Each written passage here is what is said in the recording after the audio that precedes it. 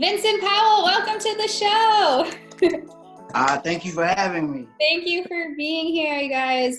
You probably know who this guy is, but he is a singer, songwriter, vocal coach, and he's a top 20 finalist on American Idol from season 12. It's an honor to have you here. I'm happy to be here. So we're all about like being inspired and persevering for your goals. And I saw that you have actually tried out for American Idol multiple times before actually getting on. How many times did you actually have to audition? I auditioned 6 times Oh, in the course of like maybe from 2001 to 2012. what did you do to keep you motivated? Because some people, they get shot down the first time and they don't try again. I was actually in music school. I just went to college, and so I was training my voice. I was going through that growing process. So I take no's differently. I take no's to like, why they saying no, I need to get better. Let's work. So it motivated me to be better. I guess that's a really good point, because when do you have celebrities critiquing you on your voice? Like, people could take it as, oh, I'm not good enough, or you could be like, oh, I'm getting these celebrities and people who won Grammys giving me feedback to be better. Right. It's all gain. That's a good way to think about it. I think people, like, why think about failing that way? I just thought of that as you said that. Right. So you didn't get down about it at all. You're just like, I'm going to keep auditioning till I get there. Like, I just know. Well, I mean, I had some adversities, going. Like, I think the first time I went, it was in 2002, and I fell asleep on the road and flattened all of my tires, so I had to get that car towed to the nearest city, and then I rented another car and went to the audition. So I've had like some rough times getting to these auditions. All 6 times. I think I auditioned in New Orleans, Houston, Dallas, Austin, Atlanta. So during that course, so it was hard, but I mean, it is what it is. I think you have to continue to work hard and never take no at. Delay is not denied. Yeah, what's funny is I have another interview on my channel, and she's a makeup artist, and she got asked to do makeup for like a movie or something really big, but she lived in Texas, but she didn't tell them that she lived in Texas. So she had to drive overnight to California, and her car got stolen, and they found it, but they didn't have keys. So she had to drive it without sleeping with a screwdriver to get there, but she got the job. So it sounds kind of like you. Yeah, whatever, any means necessary, you got to make it happen. I know. People don't realize that's what it takes. Do you have like a mantra to like keep you going?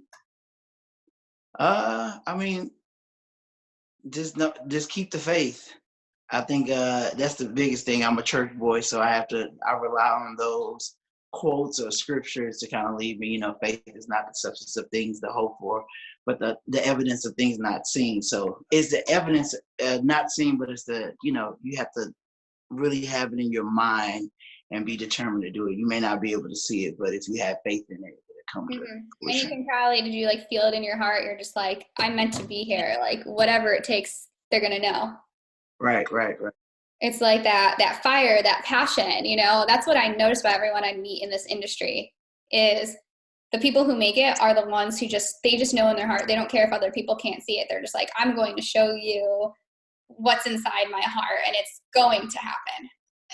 Yep, and you could tell also when people have passion about what they do, they go about things differently. Mm-hmm. Their perspective is different when things bad happen. They handle the situation differently. And so I just want to make sure that my purpose, is in place at all times. So how have you noticed that? Like, how do you handle things different, and how have you noticed other people handle it? Well, it's like if you're on a job that you don't really care about, if the boss is giving you beef or whatever, you just kind of like, I don't have to be here. You don't let things slide. But if you really want to be there, I'm in a studio and I really want to record, but the mic keep tripping and he got a bootlegged computer and he keeps shutting down. You just kind of go with the flow. You're like, I really need to get this song done. You just kind of let things slide. So it's all about your passion, Yeah, you got to make it happen. It's like when you're determined, somehow you find a way and you make it happen. What made you that person? Is there any life experience that happened that put you on this path and gave you that perspective? I think so. I'm the youngest of 5. My parents invested a lot of time in my brother above me. They put him in like piano lessons, and he was a preacher at 9. So I was like the younger one that kind of watched everything. I didn't have any lessons or whatever. And so I had to kind of inspire myself to do those things or whatever, And so as I got better, then more people started to pay attention. So that's, I guess what I started to think to myself, like, when you're good and you continue to perfect your craft, eventually you'll be able to attract what needs to be attracted. That makes sense? Yeah, no, that's what it's called, actually called the law of attraction. That's what I'm all Right. about. You don't ever have to go and looking and begging and like beating down people to, what I'm saying, to do anything. If you're good at what you do and you continue to perfect it, they'll come to you. Yeah, you just have to keep going. How long did it take you to get to that craft where people started noticing? Because some people are like, oh, they expect to be better every day. But my analogy for it is, when you're little, you don't know how to walk, but you're not determined. Like, if you fall a million times, you don't even, like, I don't know how long it took me to walk. I never worried about if someone was learning to walk before me, or if I was first, or like the best walker. You just kept practicing, and now I don't even think about it. Right. I think it happened in high school, actually, because I in church and stuff like that, I wasn't the one that got the leads and stuff. I was always in the choir and different things like that.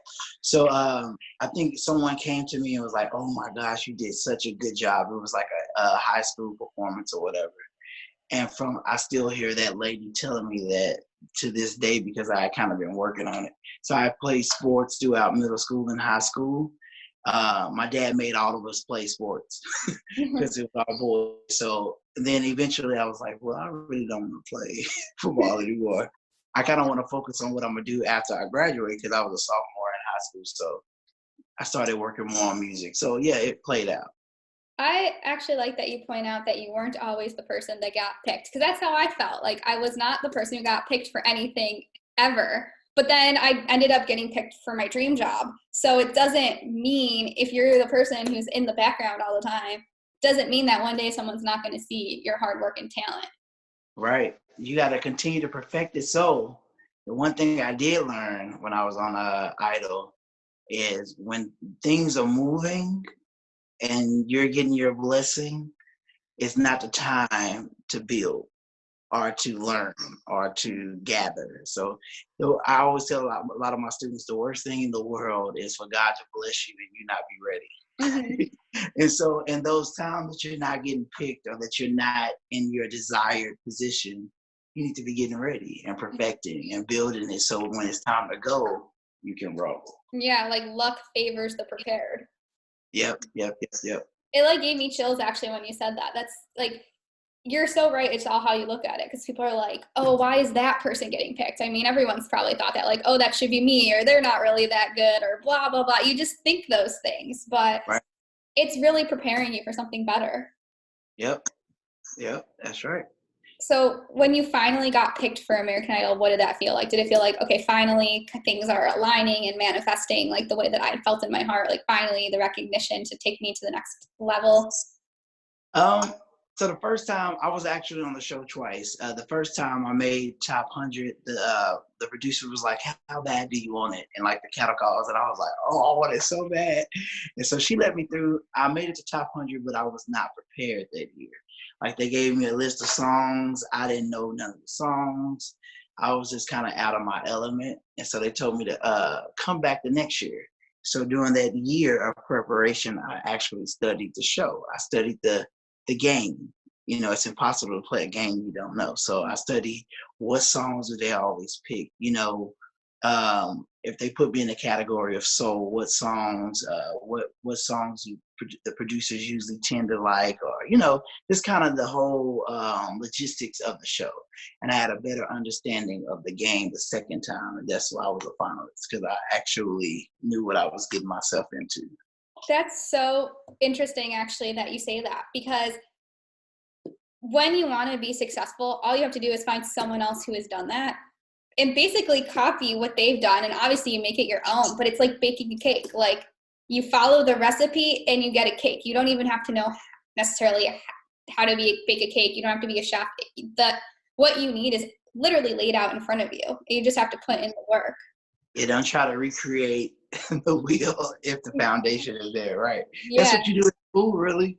In college, that's all you're doing. Well, in basic school too, that's all you're doing. You're learning how other people approached it and how it was successful the way they did it, and then you take that and run with it. Mm-hmm. But you have to know what they did in order to run. So Yeah. yeah. Yeah, because I think some people wouldn't think of it that way. Because some people are like, I want to do things my way. We have to be my way. And it's not that you don't get to be your own person, but I always find that the people who are most successful, you kind of follow a set of rules, and then you get to the point where you can make your own rules. Right. You got to understand what's going on in order to be able to elaborate. Yeah, Yep. that's so smart. Like, you went from auditioning multiple times, you were on the show twice, you went from top 100 to top 20, and all you did was practice and research the show of what was needed to be successful. And you're like, okay, those are the things I'm going to do. And that's just shows the difference. Right, right.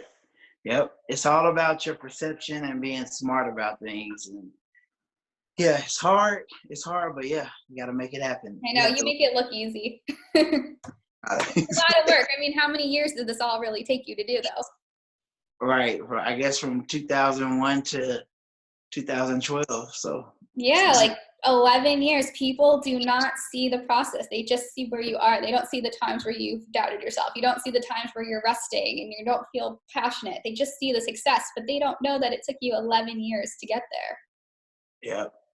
And So, they like, nobody watching, give up on your dream, because if you can do it, anyone can do it.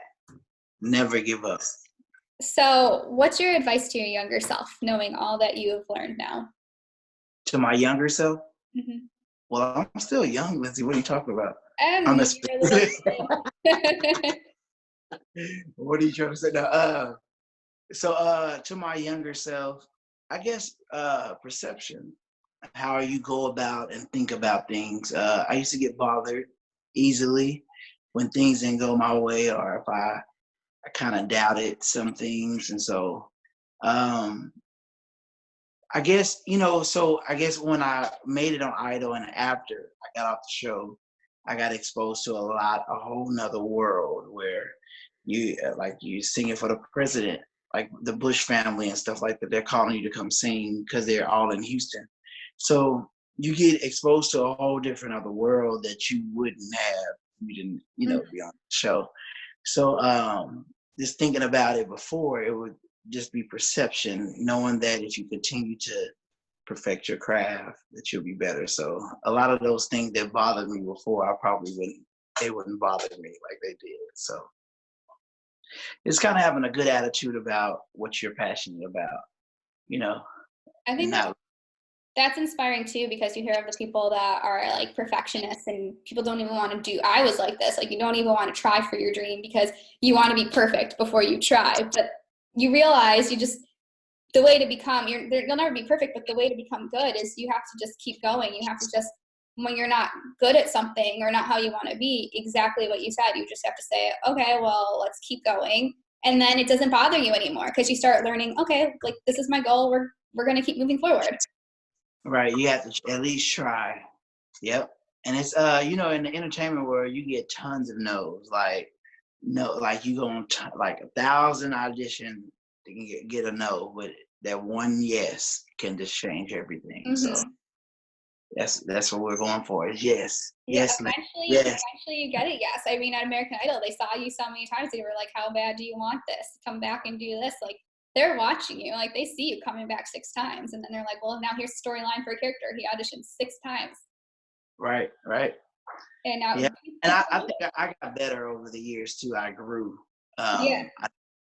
I graduated from college and stuff, so I had a little bit more knowledge under my belt. So. Yeah, and they see that. They're like, he was here last year. Now I see that growth. Like, this person's trying, and people value people who try, because there could be people. There's like a quote: people could be doing your job who aren't as good as you, but they're just trying harder.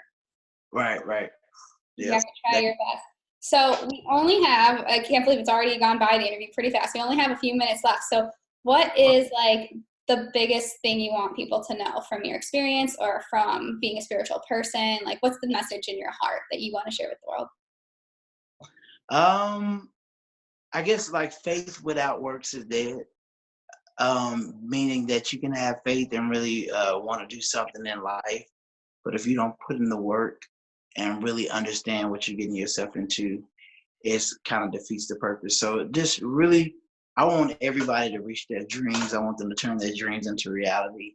I just want them to go about it differently, and really understand what they're getting themselves into. Like, I tell kids, like, if you want to, in high school, if you want to be a doctor, if you want to be in this profession, start seeing what they're doing now. Like, try to get an internship or try to Google, what does it look like to be a lawyer? What does it look like to be a doctor? So you can start understanding its perception. So faith without works is dead.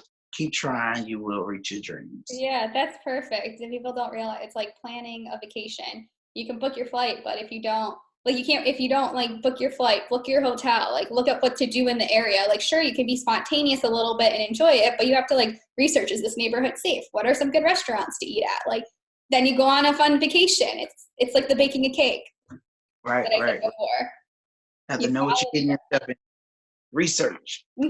Research what you're getting yourself into. So what about you? You've achieved so much now. What are you working on now?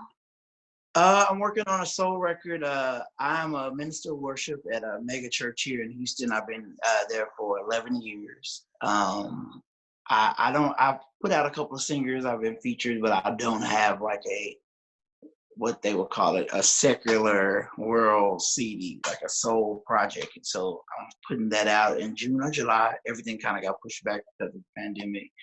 But trying to get that out this summer. And then we're touring. Last year I was in Seoul, Jeju, Korea Island with Samsung. This year I'll be in Moscow area in Russia. So we're just trying to go around the world, trying to get my music out to people. New soul project coming out. And some other things in the work, but that's the main thing right now. That's so exciting. Can you tell everybody where they can find your website, your social media? Yeah, VincentPowell.net is the website. And on Instagram is Vincent Powell American Idol. But most of them, if you put in Vincent Powell American Idol, everything will pop up. Okay, perfect. I'm going to be having that pop up on the screen, and everyone watching, I'm going to link it below on the bio on YouTube so you guys can follow him. I mean, look, he's such an inspiring person. I love doing these interviews. You've inspired me so much. Thank you so much for coming, and we'll see you next time for Dose of Bliss. Bye. Thank you for having me.